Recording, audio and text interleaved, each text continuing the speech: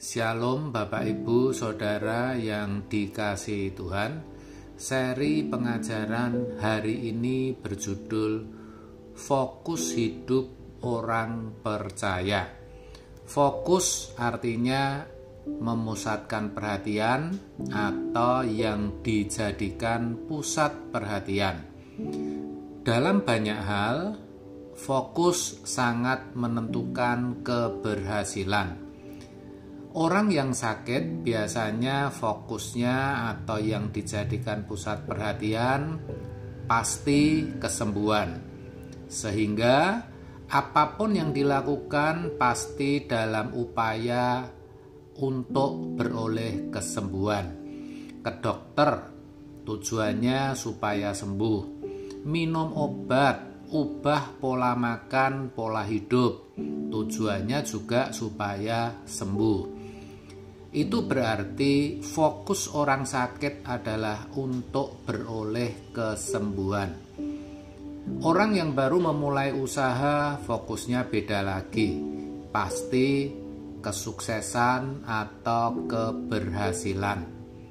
Misal usaha laundry, beli mesin yang terbaru, harga dibuat lebih murah, bonus 1 kilo setiap cuci 5 kilo, servis dengan ambil dan antar.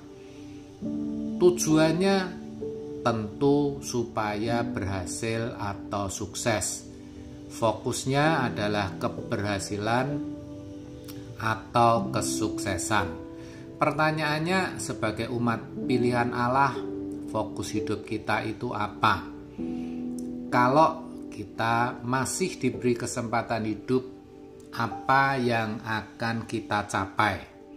Kemana kita memusatkan perhatian kita? Dalam 1 Korintus 6 ayat 19b sampai 20 dikatakan, dan bahwa kamu bukan milik kamu sendiri, sebab kamu telah dibeli dan harganya telah lunas dibayar. Karena itu, muliakanlah Allah dengan tubuhmu. Sebagai orang yang percaya kepada Yesus, ternyata hidup kita beda dengan orang non-Kristen. Sebab kita sudah dibeli, sehingga kita tidak punya hak apapun atas hidup kita. Hidup kita harus sepenuhnya kita pakai untuk memuliakan Tuhan. Lebih detailnya dikatakan dalam 1 Korintus 10 ayat 31. Tuhan Yesus menjawab, jika engkau makan atau jika engkau minum atau jika engkau melakukan sesuatu yang lain, lakukanlah semuanya itu untuk kemuliaan Allah. Jadi sangat jelas fokus hidup kita mulai dari hal yang sederhana atau yang sudah menjadi kebiasaan kita sehari-hari sampai pada hal apapun juga haruslah hanya bagaimana kita selalu bisa memuliakan Tuhan. Artinya menggelar hidup yang berkenan kepadanya. Ini tidak mudah, sebab kalau kita kaya, kita cenderung sombong, tidak membutuhkan Tuhan, bahkan seakan-akan Tuhan kita pandang tidak ada. Bahkan memakai kekayaan kita untuk kepentingan kita sendiri. Sebaliknya, ketika kita miskin, menderita, kita cenderung mengeluh dan berbuat jahat. Jahat artinya melakukan perbuatan yang tidak berkenan kepada Tuhan. Amsal 30 ayat 7-9 mengatakan, dua hal aku mohon kepadamu, jangan itu kau tolak sebelum aku mati, yakni jauhkanlah daripadaku kecurangan dan kebohongan. Jangan berikan kepadaku kemiskinan atau kekayaan. Biarkanlah aku menikmati makanan yang menjadi bagianku, supaya kalau aku kenyang, aku tidak menyangkalmu dan berkata, siapa Tuhan itu? Atau kalau aku miskin, aku mencuri dan mencemarkan nama Allahku. Lalu bagaimana caranya agar fokus hidup kita sebagai orang percaya benar?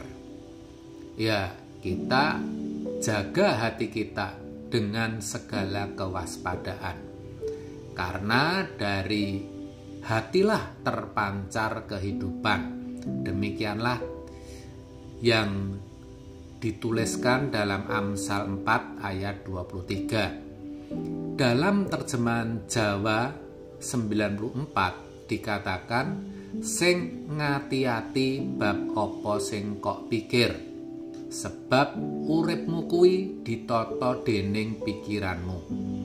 Sedangkan dalam versi mudah dibaca dikatakan, di atas segala-galanya hati-hatilah terhadap yang kau pikirkan, karena pikiranmu mengendalikan hidupmu. Jadi menjaga hati itu identik dengan menjaga pikiran.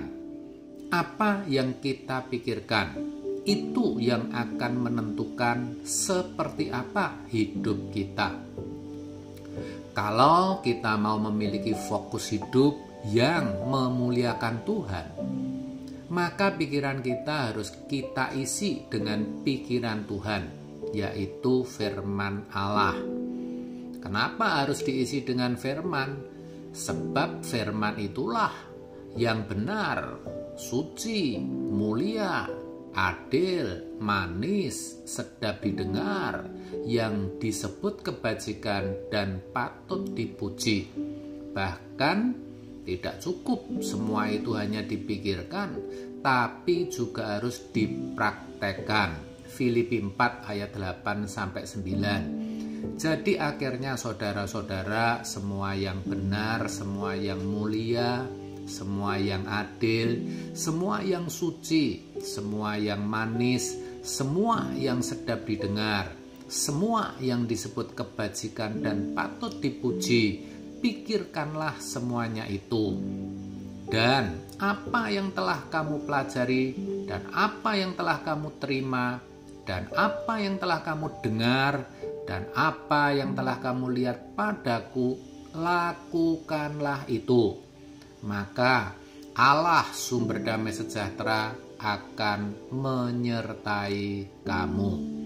Memang saya tahu tidak mudah, dan kita pasti jatuh bangun dalam perjuangan kita untuk menghidupi atau mempraktekkan firman. Tapi percayalah, kalau kita punya tekad kuat, tekun, kita bisa. Itulah sejatinya fokus hidup yang Allah mau, yaitu kita memuliakan Dia melalui kehidupan kita yang benar. Dan dalam ayat tadi dikatakan, kalau itu kita lakukan, Allah sumber damai sejahtera akan menyertai kita. Artinya apapun yang terjadi, bagaimanapun keadaan kita, hati kita akan tetap tentram, damai, dan teduh. Oh, itu luar biasa, bukan? Dan bukankah itu yang kita dambakan? Amin. Tuhan Yesus memberkati.